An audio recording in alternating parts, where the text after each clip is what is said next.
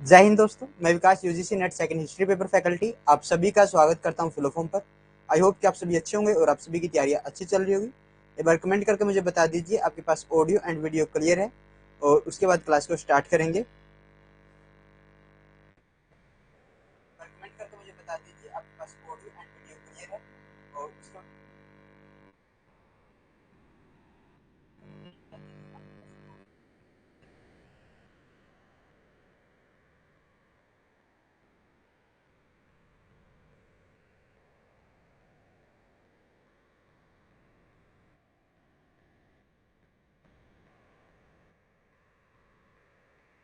All clear है तो class को शुरू करते हैं। और क्लास शुरू करने से पहले जिस भी बच्चे ने अभी तक टेलीग्राम ग्रुप को ज्वाइन नहीं किया उसको ज्वाइन कर लेना, व्हाट्सएप ग्रुप को ज्वाइन कर लेना, ताकि यूजीसी नेट के रिगार्डिंग अगर कोई न्यू अपडेट आती है तो आपको यहाँ पर मिलती रहे। हमारे इंस्टाग्राम पेज को आप फॉलो कर सकते हो, यहाँ पर हमारी शॉर्ट वीडियो डलती है जबकि point two point knowledgeable fact रखती है। इससे पहले हमने जो हमारी क्लास हुई थी उसके अंदर अखमनी वंश को पढ़ा था और अखमनी वंश के साइरस और पर्सिपोलिस को हमने पढ़ा था। ठीक है, इसकी जो राजधानी थी पर्सिपोलिस थी। उसके बाद दारा प्रथम को हमने पढ़ा और आज हम पढ़ेंगे डेरियस या दारा प्रथम के उत्तराधिकारी। जय हिंद भाई, आप सभी को जय हिंद। आज जो हमारी क्लास होगी वो दारा प्रथम के उत्तराधिकारियों को लेकर होगी, जिसमें हम इनसे जुड़े हुए जितने भी उत्तराधिकारी इनके हैं सक्सेसर्स, आज हम उनको रीड करेंगे। भैया क्लास टाइम फिक्स हो गया क्या? क्लास टाइम मोस्टली फिक्स हो चुका है भाई। क्लास आपकी 5 बजे से लेकर 7 बजे तक रहेगी। ठीक है, देखिए हमारी क्लास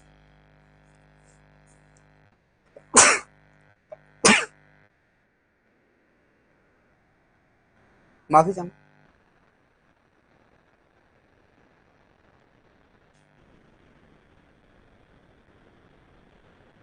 हमारी जो क्लास रहेगी ठीक है लवी, देखिए क्लास की जो टाइमिंग रहेगी वो 5 PM से शुरू होगी।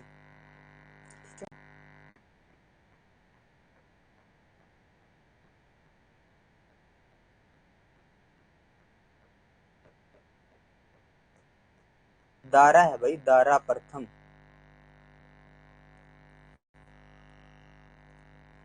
5 PM से स्टार्ट होगी और 6:30 तक रहेगी। ठीक है, 6:30 तक, 6:45 तक ये रहेगी।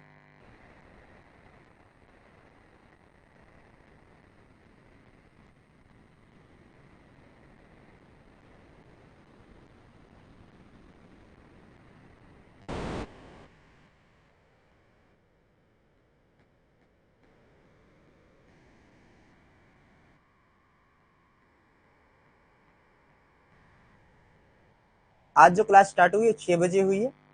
कल से जो क्लास स्टार्ट रहेगी वो 5 PM से रहेगी। अदरवाइज अगर कोई न्यू अपडेट आती है तो मैं उसको शेड्यूल आपके पास डाल दूंगा और शेड्यूल आप चेक कर लेना।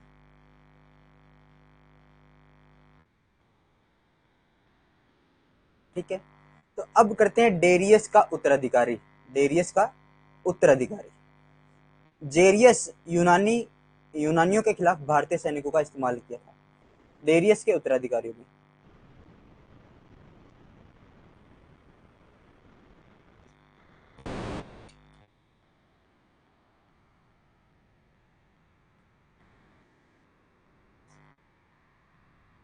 कौन है?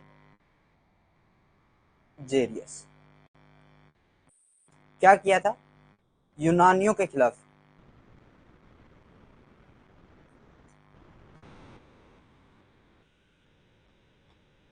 विरुद्ध भारतीय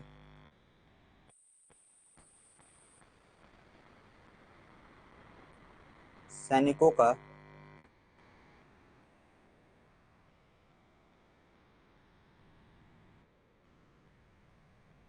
प्रयोग किया। क्या किया था? भारतीय सैनिकों का प्रयोग किया था।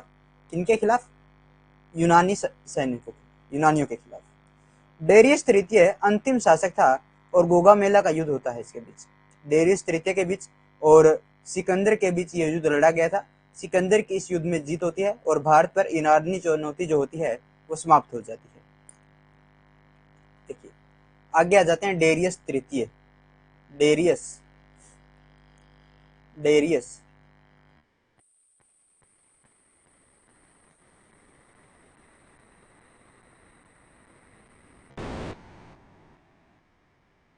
डेरियस तृतीय। अंतिम शासक थे ईरानी।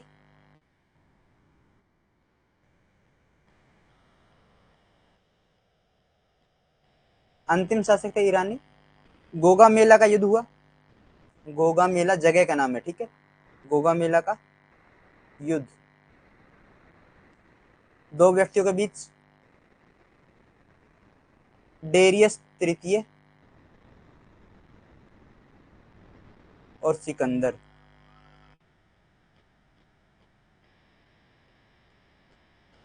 किन किन के बीच हुआ? डेरियस तृतीय और सिकंदर के बीच। कब हुआ था? 330 बीसी के अंदर। 330 बीसी के अंदर। इस युद्ध को जीता किसने? सिकंदर ने जीता। और सिकंदर जब इस युद्ध को जीतता है तो भारत में जो ईरानी चुनौतियां थी, भारत में जो ईरानी शासक थे, वो क्या हो जाते हैं? समाप्त हो जाते हैं। गोगा मेला का युद्ध जीतने के बाद क्या हो जाते हैं? भारत में ईरानी जो शक्तियां होती हैं वो समाप्त हो जाती है, ईरानी चुनौतियां समाप्त हो जाती हैं। भारत में ईरानी चुनौतियां समाप्त हो जाती है। क्या होता है? भारत में ईरानी जो चुनौतियां थी वो क्या हो जाती हैं? समाप्त हो जाती है। गोगा मेला का युद्ध किसके द्वारा लड़ा गया था? दारा तृतीय, सॉरी, डेरियस तृतीय और गोगा मेला का जो युद्ध है, गोगा मेला का युद्ध, गोगा मेला का युद्ध डेरियस तृतीय और सिकंदर के बीच हुआ था, ठीक है।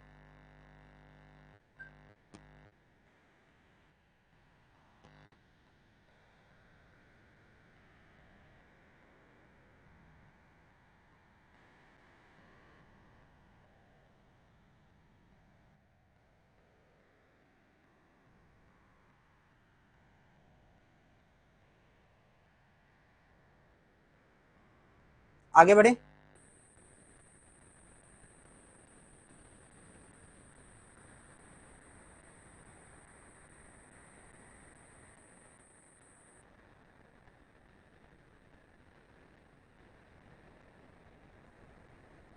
ये भाई आपको चेक करना है ये कहां पर है, लेकिन मैं इस युद्ध को एक दूसरे नाम से भी जाना जाता है,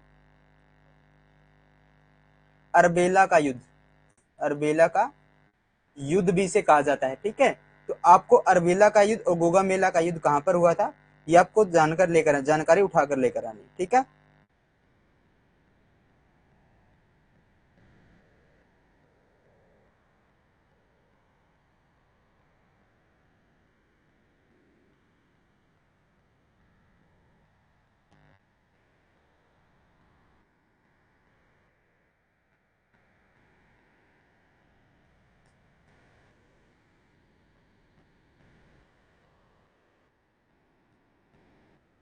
Iraqi Kurdistan.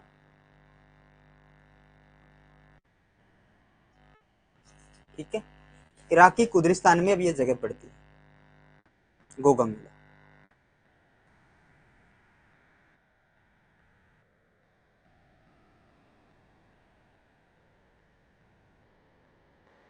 Darius used Indian soldiers against two Greeks. Darius III, Darius III was the last ruler. Battle of Gaugamela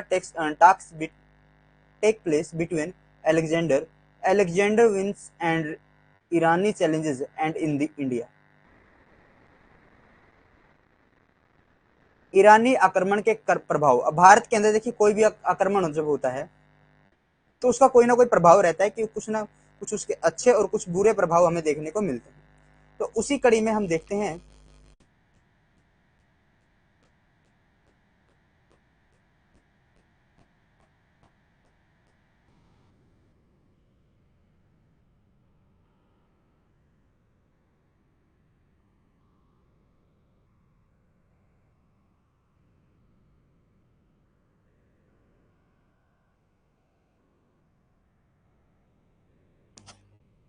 एक मिनट प्रतीक्षा कीजिए भाई, बस एक मिनट।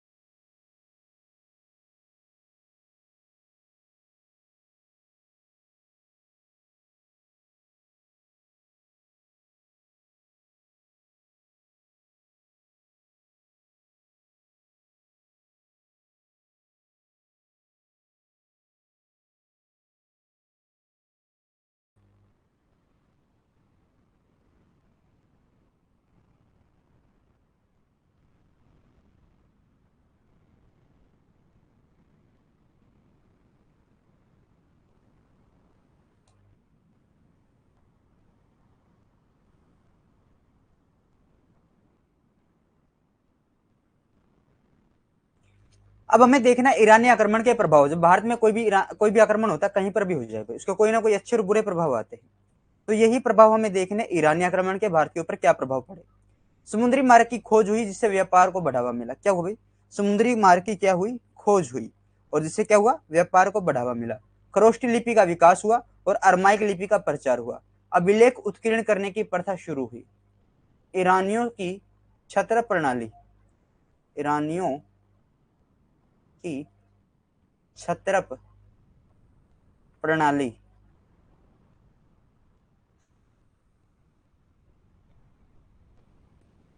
शुंग व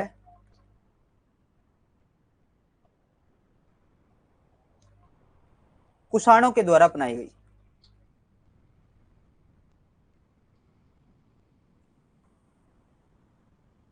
अपनाई गई। अशोक के स्तंभ लेख, अशोक के स्तंभ लेख, स्तंभों में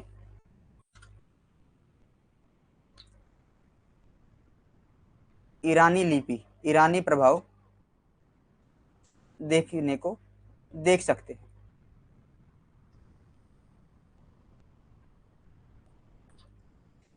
एक तो प्रभाव रहा ये कि ईरानी आक्रमण जब हुआ तो समुद्री रास्ते की खोज हो गई थी, खरोष्टी लिपि का विकास हुआ और अरमाइक लिपि का प्रचार हुआ। अभिलेख उत्कीर्ण करने की प्रथा शुरू हुई। सबसे पहला अभिलेख दारा प्रथम का है, जिसे बोर्जगोई अभिलेख कहते हैं, 1400 बीसी के ऊपर जिसके समय देखने को मिलता है, जहां से हमें भारतीय हिंदू देवी देवताओं का नाम देखने को मिलता है। इंद्र, नताशे और मित्र वरुण का वहां पर नाम देखने को मिलता है, और वहीं से हमें यह लगता है कि भारतीय और देवी देवताओं को साक्षी मानकर हितानी और मितानी ग्रुप के अंदर क्या हुआ था? संधि हुई थी।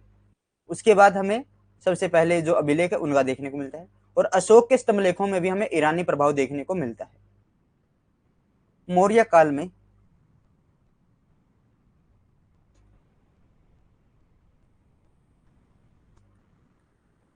दंड के रूप में, दंड के रूप में सर मंडवाना, सर मुंडवाने की प्रथा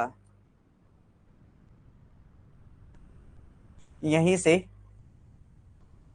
शुरू हुई थी।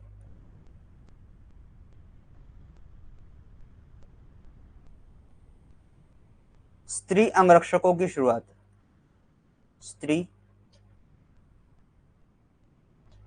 अंगरक्षक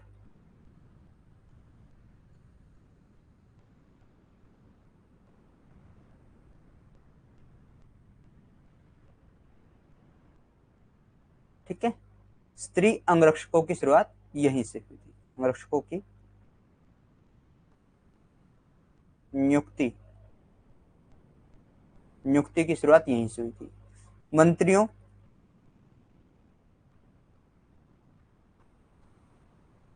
मंत्रियों के कमरे में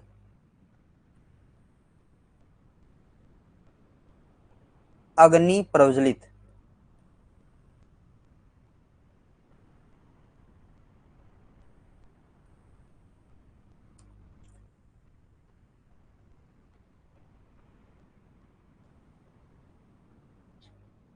लवी ये तो ध्यान में नहीं है मैंने अभी, ठीक है। खरोष्ट लिपि मैं आपको कल देकर बता दूं, ठीक है। मंत्रियों के कमरे में अग्नि प्रज्वलित करने की जो शुरुआत है वह कहां से हुई थी? ईरानियों से हमने सीखा था। Ritpal good evening man, good evening. मंत्रियों के कमरे में अग्नि प्रज्वलित करना कहां से सीखा? हमने ईरानियों से सीखा। फीमेल्स बॉडीगार्ड रखना हमने कहां से सीखा? ईरानियों से सीखा। मौर्य काल में पनिशमेंट के तौर पर सिर मंडवा देना हमने कहां से सीखा? ईरानियों से सीखा।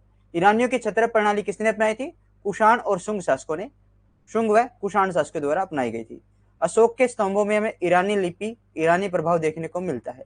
मे भी लेफ्ट टू राइट ही लिखी जाती है, कंफर्म नहीं है, बस इसको छोड़ देना, कल करवा दूंगा। अब आ जाते हैं यूनानी आक्रमण, ग्रीक इन्वेंशन, ग्रीक इन्वेशंस। इससे पीछे किसी को कोई डाउट? इन्हें हम सिकंदर महान के आक्रमण भी कहते हैं। क्या कहते हैं? सिकंदर महान के आक्रमण के नाम से भी इनको जाना जाता है।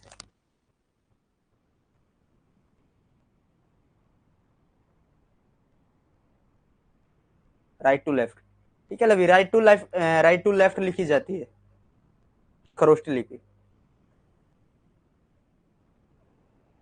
यहां से शुरू होती है, यहां पर एंड होती है। जैसे आपकी सिंधु घाटी सभ्यता की जो लिपि है, भावचित्रात्मक जो लिपि है, वो भी क्या है, वो भी दाएं से बाएं लिखी जाती है। ये भी राइट टू लेफ्ट लिखी जाती है खरोष्ट लिपि भी।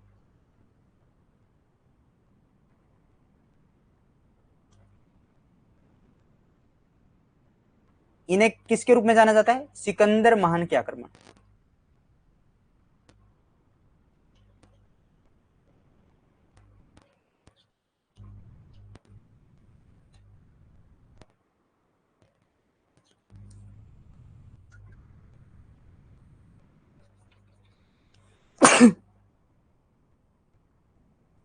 माफी चाहूंगा भाई। ईरानियों के माध्यम से भारत के अपार संपदा की जानकारी मिली। किन्हें? ईरानियों को। यूनानियों को ईरानियों के माध्यम से क्या हुआ? अपार जो संपत्ति थी उसकी जानकारी मिली कि भारत में जो संपदा है वो अपार है। उसकी जानकारी किन्हें मिली? यूनानियों को। यूनानियों को ईरानियों के माध्यम से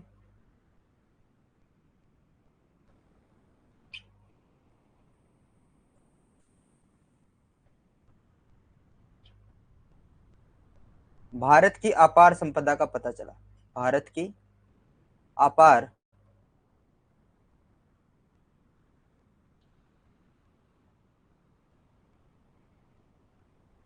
संपदा का पता चला। प्रथम यूरोपीय आक्रमणकारी, ठीक है, और दूसरा विदेशी आक्रमणकारी कौन है? यूनानी है। प्रथम तो है यूरोपीय और दूसरे हैं विदेशी।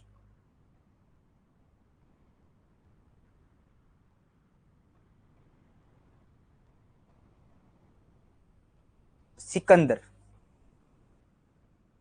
अब किसके बारे में पढ़ना है? सिकंदर के बारे में हमें पढ़ना है। इन्वेशन of Alexander the great, the second foreigner invader and the first European invasions come to know about the immense wealth of India through the Iranians। जो ईरान थे उनके माध्यम से इसे जानकारी मिली कि भारत में किस प्रकार संपदा रखी है। अब पढ़ते हैं सिकंदर को। सिकंदर, उसके पिता का नाम फिलिप द्वितीय था, गुरु का नाम अरस्तु था और विजय ईरान पर थी। ठीक है, क्या है? सिकंदर महान।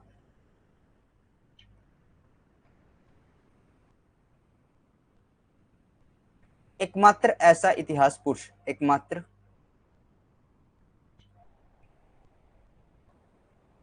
इतिहास पुरुष जो 3 अलग अलग महाद्वीपों पर, जिनका हमें देखने को, देखिए जन्म उसका अलग महाद्वीप पर देखने को मिलता है, मृत्यु उसे अलग महाद्वीप पर हुई और दफनाया गया उसे अलग महाद्वीप पर। ठीक है, जन्म 356 बीसी मकदूनिया। ठीक है, फिर आ जाता है मृत्यु 323 बीसी बेबीलोन।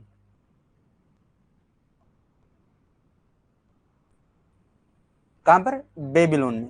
फिर आ जाते हैं दफनाना, इसका जो मकबरा है,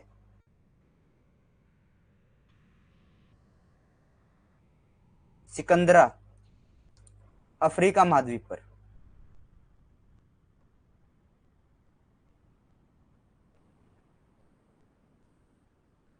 कहां पर है ये? अफ्रीका महाद्वीप पर। एकमात्र ऐसा इतिहास पुरुष जिसे 3 अलग अलग महाद्वीपों पर दफनाया और जन्म और मृत्यु प्राप्त हुई है। जन्म मकदूनिया के अंदर हुआ था, 323 बीसी में बेबीलोन में मृत्यु हो जाती है। बेबीलोन मेसोपोटामिया के अंदर जो सभ्यताएं थी, 4 प्रकार की सभ्यताओं के अंदर उन्हें बांटा गया था, उसी में से एक सभ्यता थी बेबीलोन की सभ्यता। जैसे जो मेसोपोटामिया की सभ्यता थी उसके अंदर था बेबीलोन की सभ्यता, कॉल्ड्रिया की सभ्यता सीरिया की सभ्यता और अल्जीरिया, ये शायद अल्जीरिया होगा ऊपर, ठीक है, चेक कर लेना। वहां पर 4 भागों में बांटा गया था, कॉल्ड्रिया, बेबीलोन,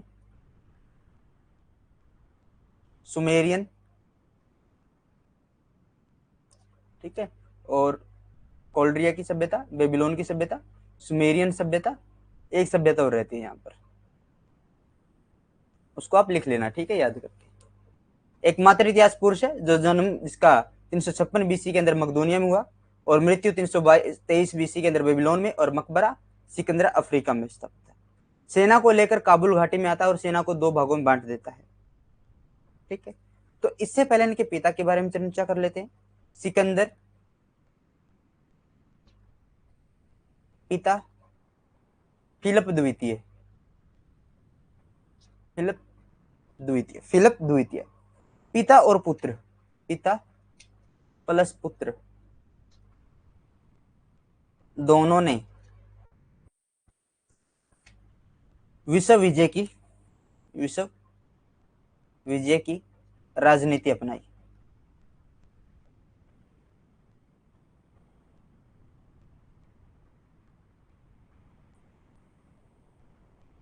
प्रथम ईरान पर कब्जा किया, ईरान पर विजय प्राप्त की, और दूसरी विजय अफगानिस्तान पर की।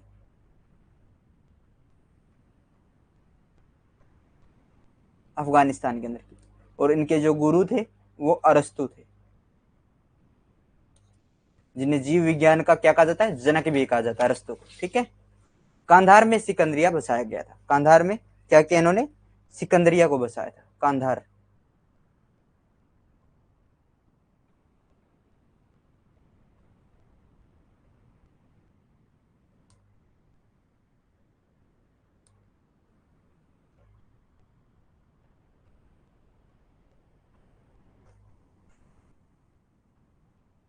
बसाया था, ठीक है, कांधार में सिकंदरिया को इसने बसाया था।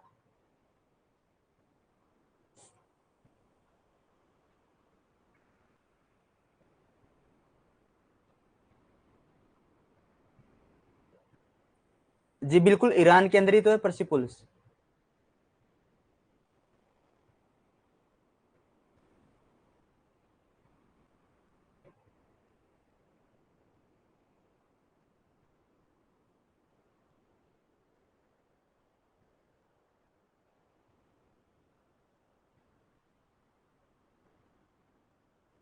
आगे बढ़ते हैं।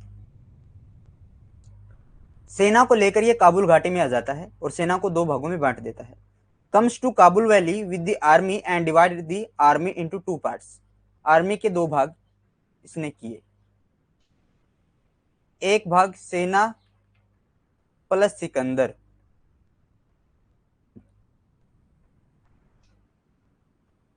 बैक्टीरिया को जीतेगा, बैक्टीरिया को जीत लिया। दूसरा भाग जो था सिंध विजय के लिए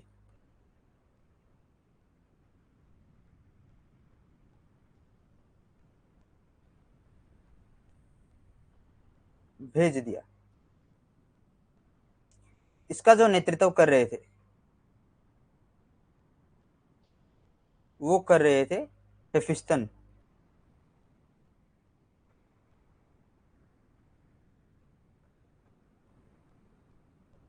हेफिस्टियन इसका नेतृत्व कर रहे थे।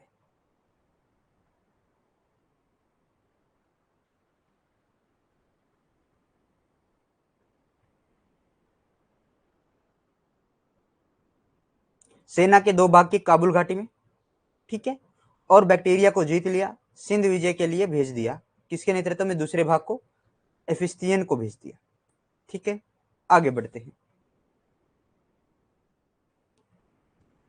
सिकंदर सेना के एक भाग के साथ बैक्टीरिया को जीत लेता है और दूसरे भाग को सिंध विजय के लिए भेज देता है, जिसका नेतृत्व हेफिस्टियन के द्वारा किया गया था। Alexander conquer Bactria with one part of the army and the other part is sent to conquer Sindh. It is led by Hephaestus.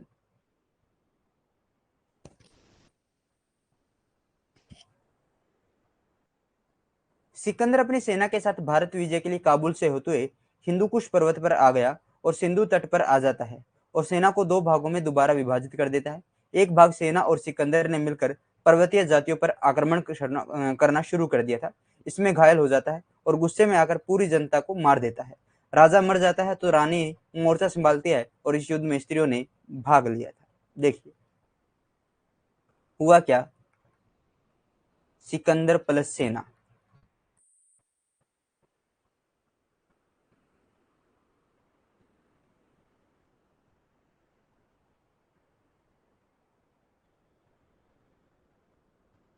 समय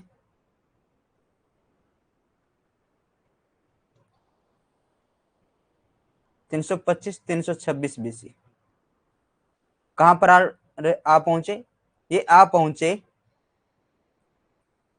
सिंधु तट पर, सिंधु तट पर आ गए भारत विजय के लिए। भारत पर विजय के लिए काबुल रास्ते से, काबुल होते हुए हिंदुकुश पर्वत पर पहुंचे। हिंदू कुश पर्वत पर आ गया। ठीक है, कहां पर आ गए, हिंदुकुश पर्वत पर आ गया। यहां पर इसने क्या किया, सेना को दो भागों में बांट दिया। एक चला गया खैबर दर्रे की तरफ भेज दिया, खैबर दर्रे से सेना भेजी। ठीक है, ये दर्रे अफगानिस्तान और पाकिस्तान के बीच है। ठीक है, खैबर दर्रा हो गया, हिंदुकुश पर्वत, ये सब अफगानिस्तान और पाकिस्तान वाले एरिया। स्वयं ने पर्वतीय जाति थी अशक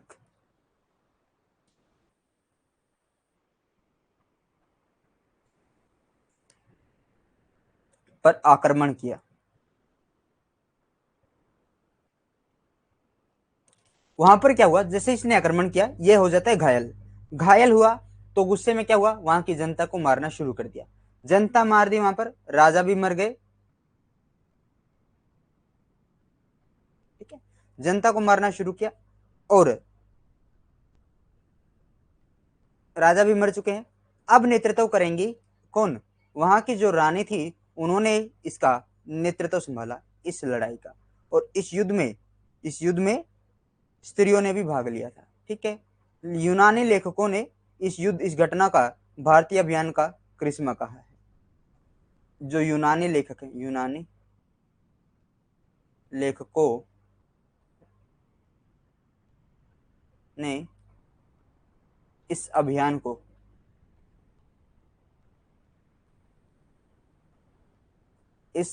को क्या कहा है, भारतीय इस घटना को भारतीय अभियान का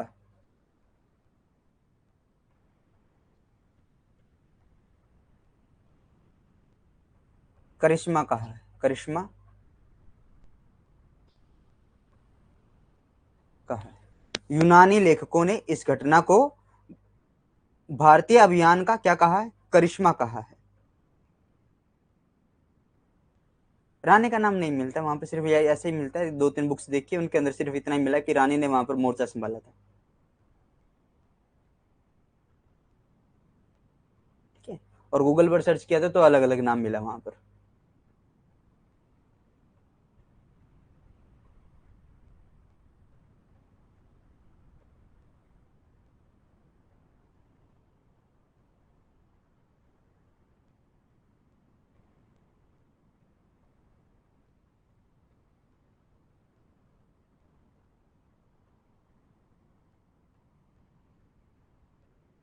रिपीट करते हैं इसको एक बार।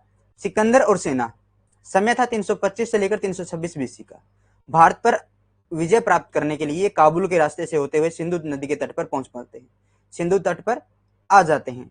अब ये क्या करते हैं, ये काबुल से होते हुए हिंदुकुश पर्वत पर आ गए थे, सिंधु नदी के तट पर। अब ये सेना को दो भागों में बांट देता है, एक खैबर दर्रे से चली जाती है आगे, और ये स्वयं पर्वतीय जो जनजातियां थी, जातियां थी, उनके ऊपर आक्रमण शुरू कर देता है। उस आक्रमण के दौरान ये स्वयं घायल हो जाता है और क्रोध में आकर जनता को मारना शुरू कर देता है। यहाँ पर राजा भी मारा जाता है और बाद में इस युद्ध का नेतृत्व रानी करती है, और रानी के द्वारा इस युद्ध में मोर्चा संभाला गया, और इस युद्ध में महिलाओं के द्वारा भी भाग लिया गया था। यूनानी लेखकों ने इस घटना को भारतीय अभियान का करिश्मा बताया है। आगे बढ़े। Alexander with his army come to Hindu Kush mountain through Kabul for India's victory. Come to the Indus coast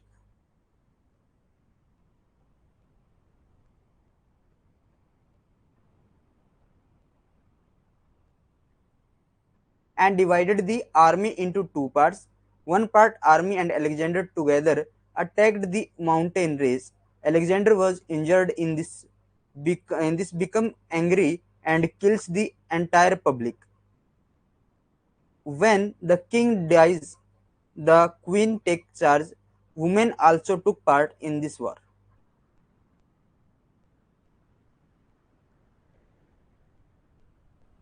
आगे बढ़े। सेना का दूसरा भाग खैबर दर्रे से क्या हो जाता है, आगे भेज दिया जाता है। सेना के दूसरे भाग ने अब तक पुष्क कलावती व अन्य शासकों की अधीनता स्वीकार करवा लिया था। तक्षशिला के शासक ने राजदूत भेजकर सिकंदर को सहायता का वचन दिया। सिंधु पार करके जब सिकंदर तक्षशिला गया तो अभी अंबी कौन है, अंबी ने स्वागत कर अधीनता स्वीकार की। देखिए, जो सेना का जो दूसरा हिस्सा था वो क्या कर रहा है, खैबर दर्रे से पार होते हुए आगे बढ़ रहा है। तो उसने क्या किया है, उसने अब तक पुष्क कलावती, वहां के जो संजय शासक है उनसे, पुष्क कलावती, पुष्क कलावती,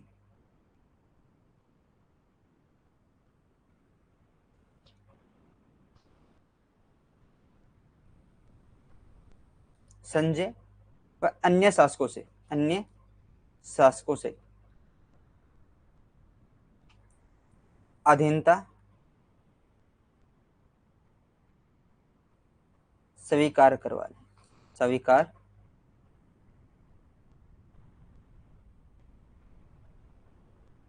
करवाई। ओहिंद अटक से 24 किलोमीटर उत्तर की ओर,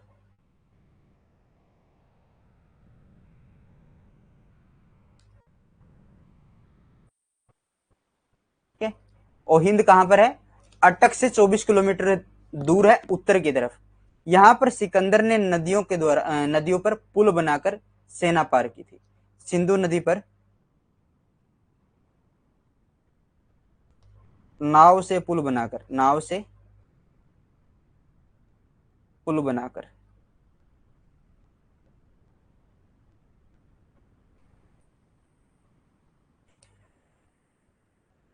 सेना के साथ नदी पार की थी।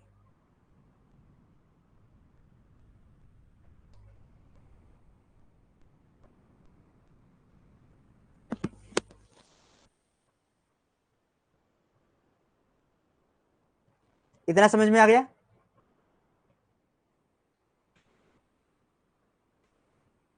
रानी का नाम था किलोफिसिस। चलो चेक करते हैं भाई।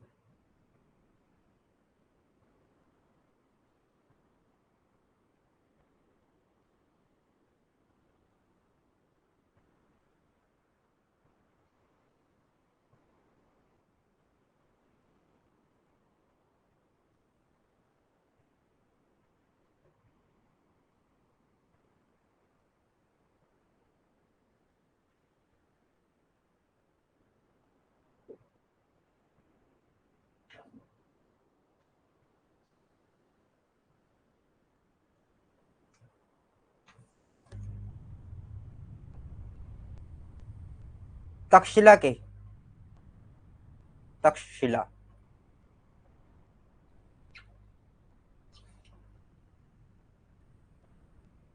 शासक अंबी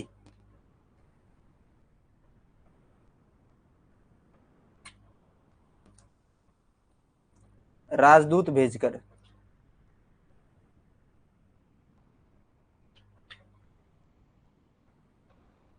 सिकंदर की अधीनता स्वीकार की और सहायता करने का वचन दिया। सिकंदर की सहायता करने का वचन दिया।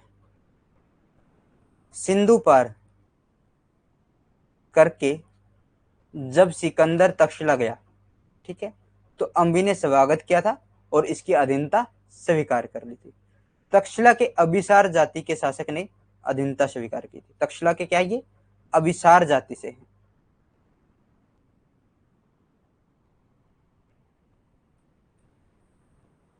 जाति के शासक ने भी अधीनता स्वीकार की थी।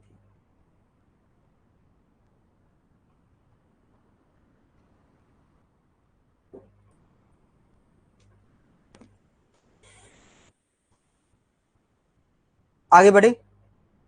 The second part of the army has so far got Pushakalavati and other rulers to accept submissions. The ruler of Takshila sent an ambassador and promised to help Alexander. When Alexander crossed the Indus and went to Takshila, Ambi welcomed him and accepted submission. इसने उनकी अधीनता स्वीकार कर ली थी अम्बी ने। आगे बढ़ते हैं। हाइड्रेस्पिस का युद्ध सिकंदर और पोरस के बीच हुआ। सिकंदर ने इस युद्ध में पोरस को हरा दिया। इस समय सिकंदर व्यास नदी तक पहुंच चुका था, लेकिन अब सैनिकों ने पूर्व की ओर जाने से मना कर दिया। The battle of Hydaspes took place between Alexander and Porus. Alexander defeated Porus in this war. At this time Alexander reached the Beas river, but now the soldiers refuse to go east. कौन सा युद्ध है? हाइड्रेस्पिस का युद्ध।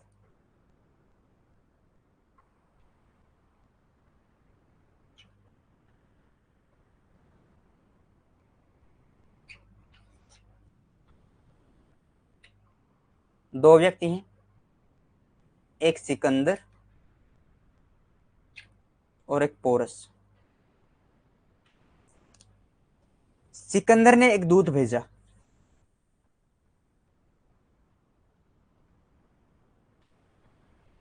यह दूत पोरस से जा मिला, पोरस को मिलने के लिए, पोरस को मिलने की कहा।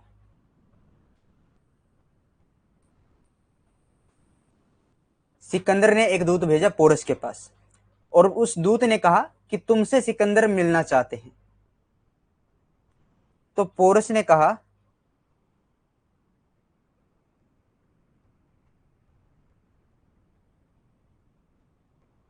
मिलूंगा, लेकिन युद्ध के मैदान में, लेकिन युद्ध के मैदान में। तो परिणाम क्या हुआ?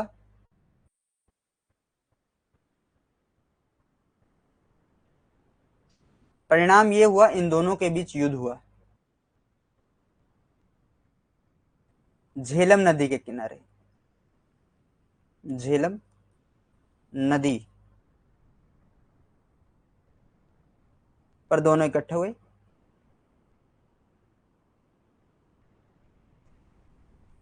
बिल्कुल व्यास नदी तक अब पहुंच चुके थे। जैसे हाइड्रेस्पिस का युद्ध, झेलम का युद्ध, वितस्ता का युद्ध, इसे अलग अलग नाम से जाना जाता है। अब इसमें किसकी जीत होती है? सिकंदर की जीत होती है। जीत सिकंदर की हुई थी, ठीक है। सिकंदर जीता है, व्यास नदी तक अब आ पहुंचता है, लेकिन व्यास नदी से आगे अब पूर्व दिशा में जाने से सैनिक मना कर देते हैं। The Battle of Hydaspes took place between Alexander and Porus. Alexander defeated Porus in this war. At the time Alexander reached the Bias River, but now the soldiers refused to go east.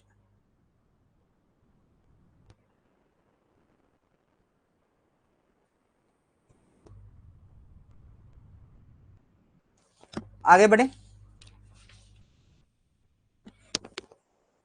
अब उसके कुछ कारण थे भी, सैनिक को जाने से मना क्यों कर रहे थे। कुछ कारण थे। सैनिक एक तो 10 साल से लगातार लड़ते चल रहे थे, लड़ते लड़ते थक चुके थे। सैनिकों ने पूर्व की तरफ मगध के बारे में सुन रखा था, अतः सिकंदर अपनी सेना के साथ मजबूर होकर वापस जाने की योजना बनाता है। 10 सालों तक सैनिक लड़ते लड़ते थक गए थे और सैनिकों ने पूर्व के बारे में सुना हुआ था। पूर्व में कौन है? मगध के बारे में सुना हुआ था, क्योंकि उसमें मगध का जो शासक था वो घनानंद था। एक विलासी जीवन तो जीता था, लेकिन एक विशाल सेना का मालिक भी था। ठीक है। अतः सिकंदर अपनी सेना के आगे मजबूर हो गया और वापस जाने की योजना बनाई। Alexander was forced ahead of his army and planned to return. जब वो वापस जा रहा था तो उसने क्या किया, अब वापस जाते हुए भी कुछ राज्यों को जीता। वापस जाते हुए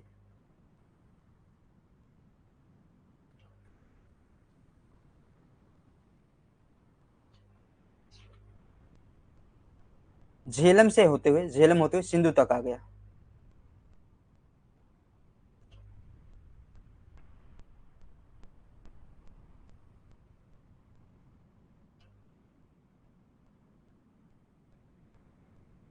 सिंधु तक आ गया और बहुत सारे प्रदेशों को जीत लिया वापस जाते हुए भी। संभूति,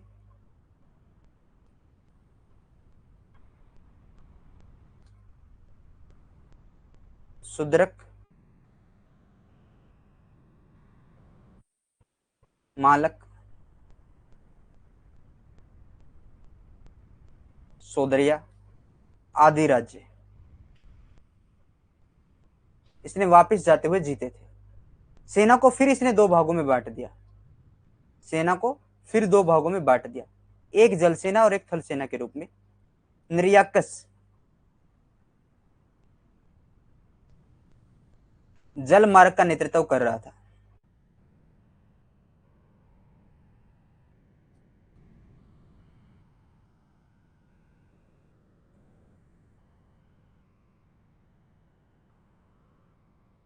और स्वयं सेना के दूसरे भाग का नेतृत्व कर रहे थे जो स्थल मार्ग से थे, मकराना से होते हुए। ठीक है, मकराना।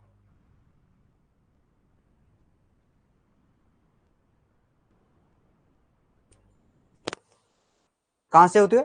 मकराना के मार्ग से वे वापस लौट रहे थे। बगदाद के पास बेबीलोनिया में 323 बीसी में इसकी मृत्यु हो जाती है। सिकंदर भारत में लगभग 19 महीने रहा था। इसकी 323 बीसी के अंदर क्या हो जाती है? 323 बीसी में मृत्यु हो जाती है और भारत में लगभग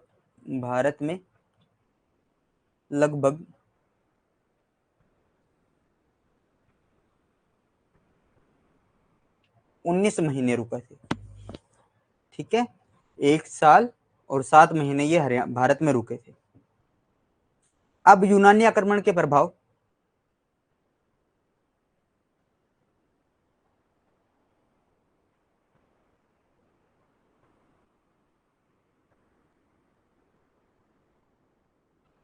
क्लियर है? आगे बढ़े।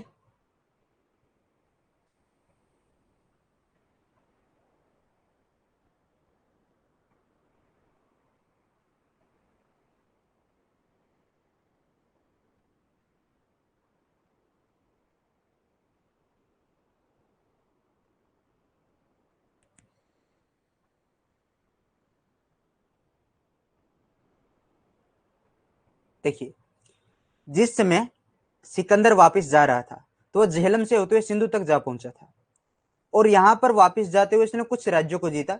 सुभूति, सुद्रक, मालक और सोदरिया, ये प्लेस थे कुछ जिनको उन्होंने जीता था। बाद में भी इसने सेना को दो भागों में बांट दिया वापस जाते समय। जो जल सेना का नेतृत्व कर रहे थे, जो जल मार्ग से जा रही थी सेना, उसका नेतृत्व कर रहे थे निर्याकस। जो स्थल मार्ग से जा रही थी उसका नेतृत्व ये सव्यम कर रहा था, और स्थल मार्ग मकराना से होते हुए ये जा रहे थे। मकराना से होते हुए जब ये जा रहे थे तो 323 बीसी के अंदर भारत में, सॉरी 323 बीसी के अंदर नहीं की, बगदाद के अंदर बेबीलोनिया में मृत्यु हो जाती है। भारत में ये लगभग 19 महीनों तक रुके थे।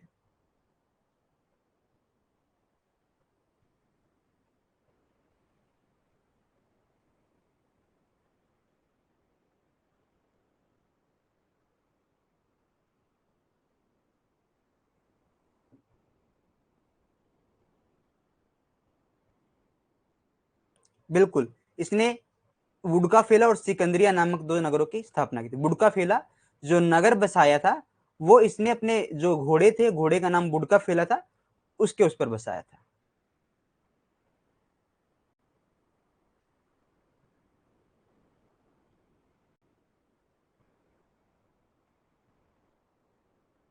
जी बिल्कुल रवि ठाकुर, बिल्कुल राइट कहा आपने।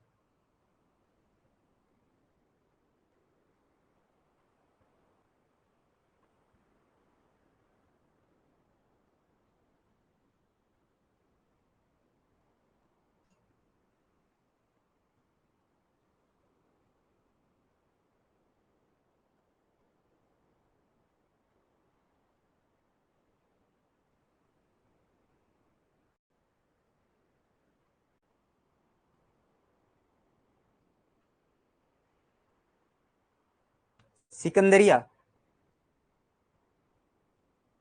काबुल में। ठीक है,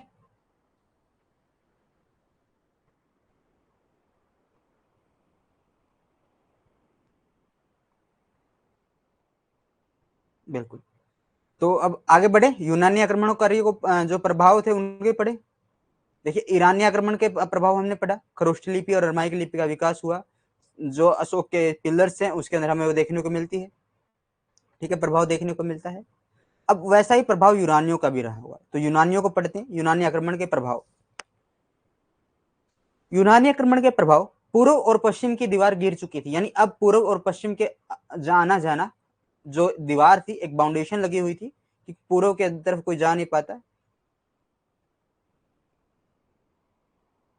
तो उसको क्या किया था, उसको अब समाप्त हो चुकी थी, वो दीवार अब गिर चुकी थी। भारत आने जाने के 4 नए मार्ग खोजे गए थे। युद्ध में रथों एवं हाथियों से ज्यादा महत्वपूर्ण स्थान अब घोड़ों का था। ठीक है, युद्ध में रथों एवं हाथियों से ज्यादा महत्वपूर्ण घोड़ों रहे, जो घोड़े थे वो रहे थे। मौर्य एवं गुप्तों ने, मौर्य एवं गुप्त शासकों ने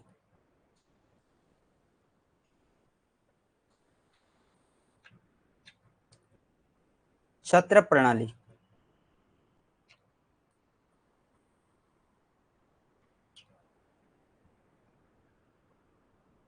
अपनाई। यूनानी उपनिवेश, यूनानी उपनिवेश भारत में स्थापित हुए।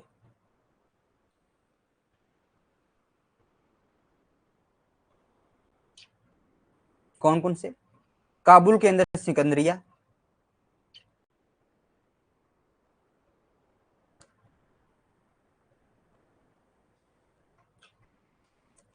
झेलम के अंदर, झेलम बेसिन के अंदर वोका फेला, वोका फेला, और सिंध में सिकंदरिया।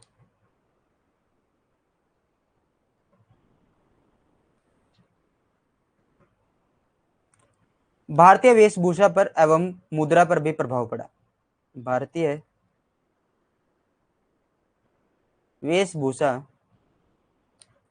एवं मुद्रा पर भी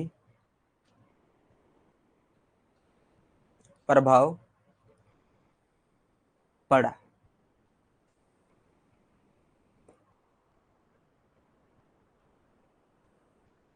भारत एवं यूनानी मिलकर गांधार शैली का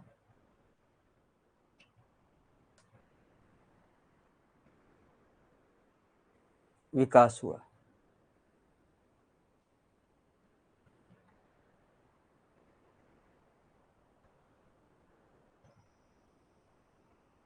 यूनानियों जन्मपत्री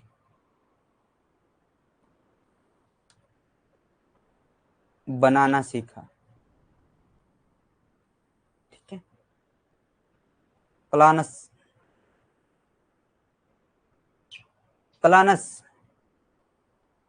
भारतीय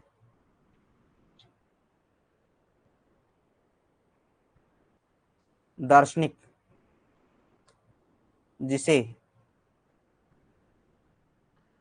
सिकंदर अपने साथ ले गया था, अपने साथ ले गया था।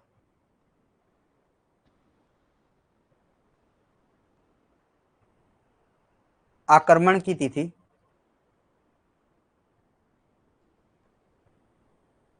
प्राचीन भारत, प्राचीन भारतीय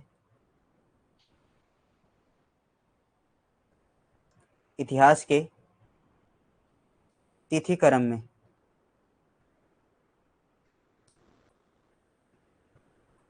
सुलझाने में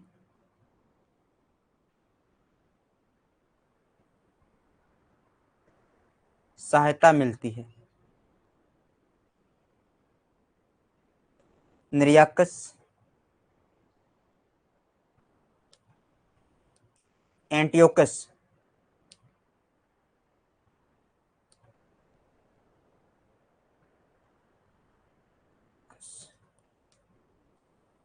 एनसिक्रिडिया, एनसिक्रिज, ये इसके मित्र भी थे। एंटियोकस नहीं आएगा, ठीक है, यहां पर नाम आएगा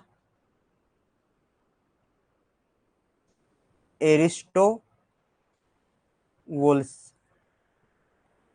एरिस्टोवोलस, ठीक है, एरिस्टोवोलस आएगा, एरिस्टोवोलस। एंटियोकस तो दूसरे हैं, वो दूसरा शासक आएगा।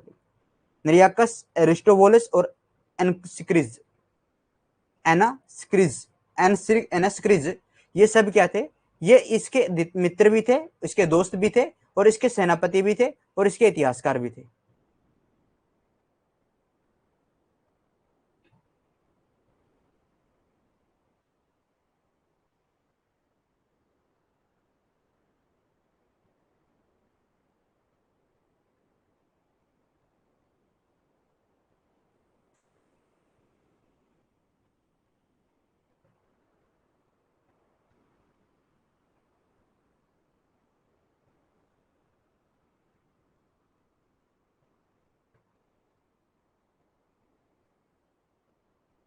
और अगर आपको वो टाइम शूट नहीं कर रहा है 5 से 7 का, तो आप मुझे चैट बॉक्स में एक बार मैसेज कर देना, ठीक है। जिसको भी परेशानी आ रही है चैट बॉक्स में मैसेज करना, जितने ज्यादा आपके मैसेज वहां पर आएंगे तभी इसका सोल्यूशन हो पाएगा, ठीक है। तो सोल्यूशन हो जाएगा, अभी तक फिक्स नहीं रहा। मोस्टली अभी 90% तो यही है कि क्लास होगी 5 से 7। अगर आपको परेशानी हो रही है तो आप वहां पर मैसेज कर देना, वो चेंज भी हो जाएगा, ठीक है। लेकिन कंडीशन है कि ज्यादा से ज्यादा वोटेज देखते हैं किस टाइमिंग को मिलती है। 5 से 7 ही सही है टाइम, ठीक है। तो 5 से 7 ही रखते हैं, सही है टाइम। तो 5 से 7,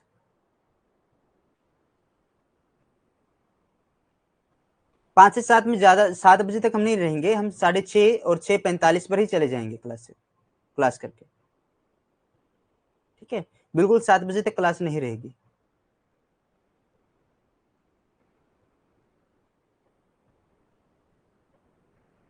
बिल्कुल कल क्लास होगी, ठीक है, 5 से 7। तो इसी के साथ इस क्लास को यहीं पर समाप्त करते हैं।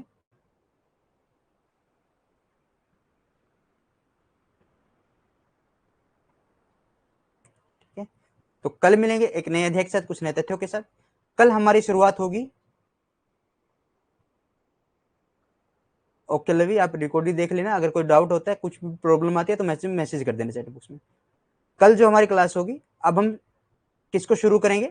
देखिए, हमने मगध के अंदर नंद वंश को समाप्त कर दिया है, और विश्व इतिहास के पटल पर हमने सिकंदर को समाप्त कर दिया है। तो अब जो हम शुरू करेंगे वो मौर्याज को शुरू करेंगे। अब हम किसे पढ़ेंगे, मौर्य को शुरू करेंगे, और मौर्य के अंदर भी कल चंद्रगुप्त मौर्य और चाणक्य के बारे में पढ़ेंगे। ठीक है, तो इसी के साथ इस क्लास को यहीं पर समाप्त करते हैं। फिर मिलेंगे एक नए अध्याय के साथ, कुछ नए तथ्यों के साथ। तब तक के लिए जय हिंद, जय भारत।